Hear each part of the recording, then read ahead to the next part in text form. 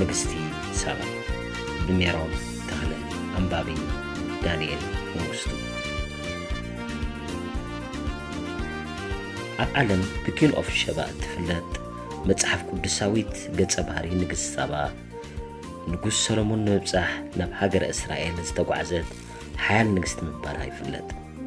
ሓቀኛ መንነታን ናይ ብሓቂ ምንባራን ዘይምባራን ግን ክሳብ ሕጂ መልሲ ዘይተረኽቦ ሕቶ ኮይኑ ዝነብር ዘሎ ናይ ታሪኽ ሕንቅል እዩ ናይ የብራይስጥ መጽሓፍ ቅዱስ ንግስቲ ሳባ ብልክዕ መን ምዃናን ካበይ ከም ዝመጸትን ዘይትፍለጥ ግን ከዓ ኣብ መጽሓፍ ቅዱስ ኣብ ተጠቕሰ ፍሉጣት ሰባት ሓንቲ እያ ብመሰረት ናይ የብራይስጥ መጽሓፍ ቅዱስ ዝርከብ ቀዳማይ መጽሓፍ ነገስታት ምዕራፍ 10 ካብ ፍቕዲ 1 ክሳብ ፍቕዲ 13 ከምዚ ይብል ወረ ጥበብ ሰሎሞን ሰሚዓ ናብ ኢየሩሳሌም መጸት እንተኾነ መጽሓፍ ቅዱስ መቐምጦ ግዛኣታ ይኹን ትኽክለኛ ስማ ኣይጠቅስን እዚ ከዓ ብሳባ ወይ ከዓ ብሸባ ዝጽዋዕ ስም ግዛኣታ እምበር ውልቃዊ ስማ ዘይምዃኑ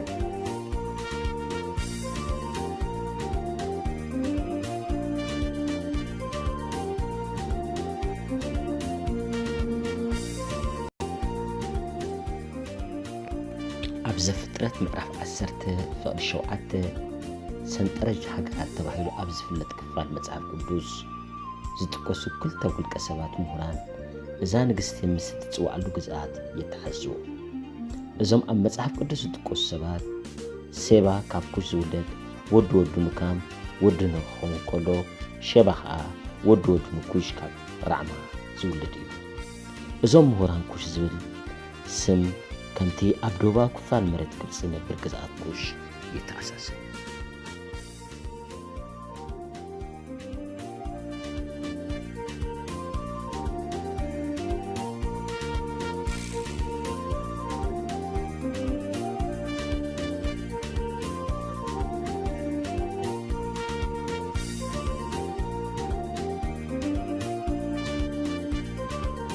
ስነ ጥንታዊ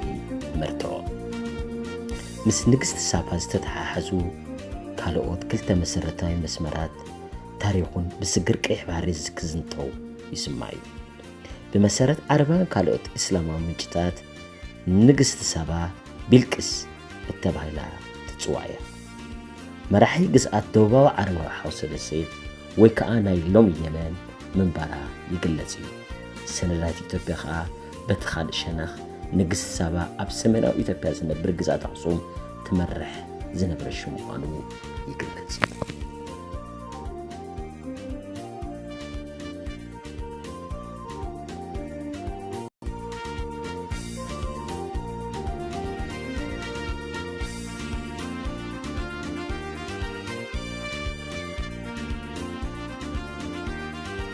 እቲ ዘገርም ግን መጽናዕትታት ስነ ጥንቲ ኣብ ከባቢ 10 ክፍለ ዘመን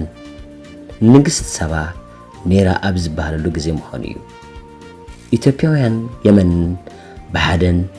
ምናልባትን ኣብ የመን ዝመሰረት ክኸውን ዝኽእል ስርወ መንግስቲ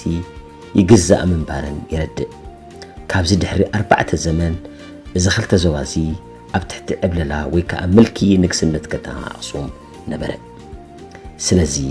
ጥንታውያን የመን ኢትዮጵያን ጽኑዕ ናይ ፖለቲካ ባህልን ዝምንና ካብ ነበረን ብዛዕባ ንግስቲ ሳባ ኣብ ናይ ክልቲኡ ባህልታት ታሪኽ ብመጠኑ ዘጋጭ ሓቅነት ክህሉ ይኽእል እዩ ንግስቲ ሳባ ኣብ ሓደ ግዜ ተወላዲ ክልቲአን ሃገራት ክትከውን ዘይከኣል እኳ እንተኾነ መራሕት ኢትዮጵያን የመንን ግን ኔራ ክትከውን ትኽእል እያ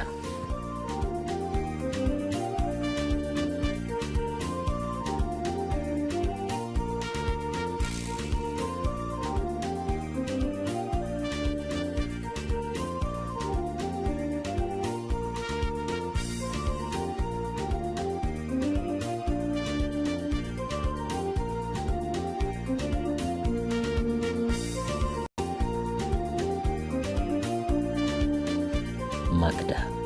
ኢትዮጵያዊት ንግስቲ ኣብ ኢትዮጵያ ራስተፋናውያን ከም ቅዱስ መጽሓፍ ዝጥቀምሉ ቅርሳዊ መጽሓፍ ወይ ከዓ ክብረ ነገስት ብዛዕባ ማግዳ ዝተባህለት ጠቢብ ሰሎሞን ንምርኣይ ናብ ኢየሩሳሌም ዝተጓዓዘት ናይ ኣኽሱም ንግስቲ የሰንጡ እዚ መጽሓፍ ማግዳ ምስ ዓጀብታ ንሓያለ ኣዋርሕ ኣብ ኢየሩሳሌም ከም ጽንሐት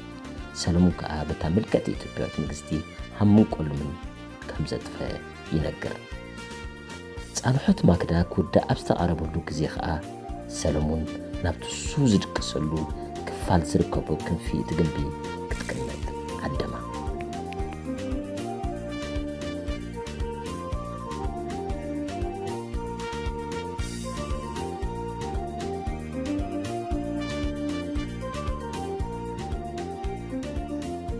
ማግዳ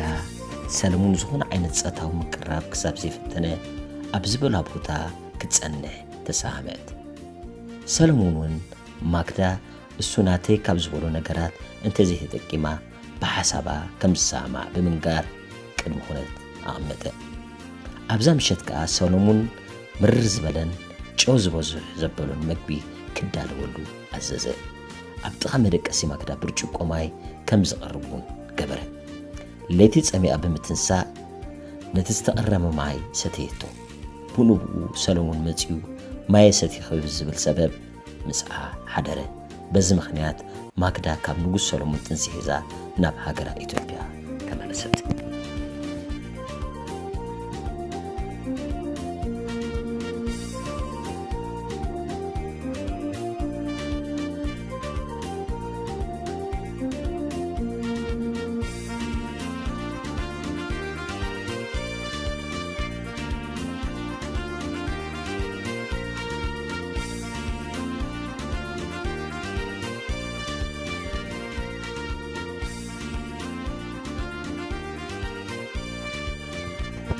بناء إثيوبيا أف تاريخ سلمون ود سبا زخون زلو قدامي هاصي منيليك كساب هايل سلاسي بشنج عتميت 74 كاب سلطان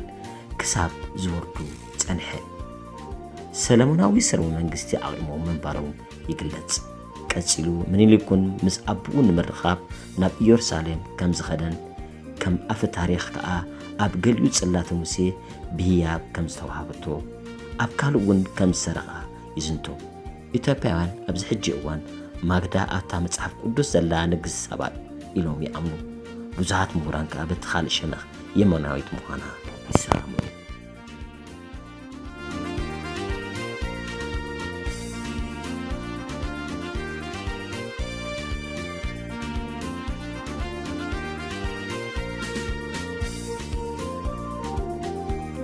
بيلقيس يمناويت نغستي نكست سبا يمناوتيا كاب زبل مرتعو أقدس قفالو سمايو أب يمن أبتوانتي سبا زبال أبي قزقات كم زنبال يفلت سم نكستي قزقاتا سابخا بيلكيس مخالو نيمسلم الناس نبيل ينقر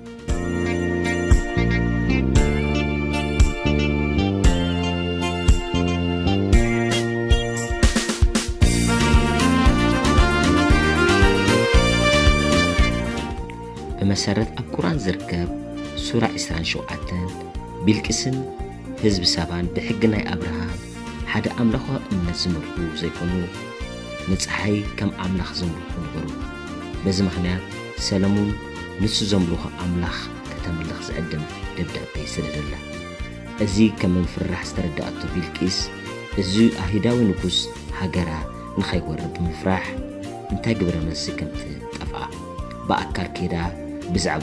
بزعبا أمنتهم نفلاتهم والسلام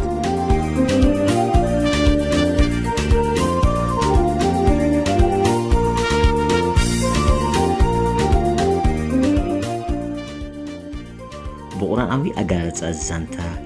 بيلكيس أمن قدن قلا سلومون بحاجز ناي أعراب توتواي ملآخ ويكا جني ناي بيلكيس زفان أم نايكو حسن قزي ناب يورساليم نقص سبا بتبب سلمون ترنق بز مخنيات كا امنتا نامنا تطرود كم زو السنات ينقر انتهونا زكن إثيوبيا وزانتتا بأسلمناو مداي سلمون زانك ستيت أتاو زمدنا كم زنبرم أي نقر حدخا سحبن أقرم قون يمنا تاريكا أدئا نعاد أنستنكلا تقيل بمبلا ويكا እሳ ባዕላውን ጅን ምዃና ናይ ጤል ሽኾና ከም ዝነበራ ዝነገር ምዃኑ እዩ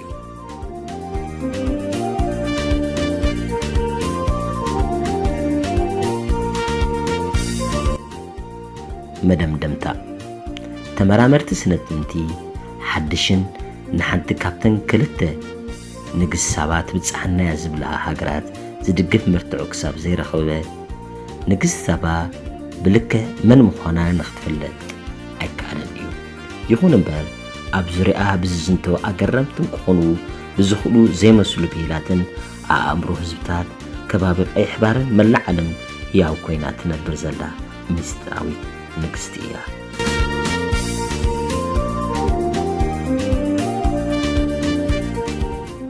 ምንጪ The Identity of the Queen of Sheba by Kali Susan Pansky يغني الليل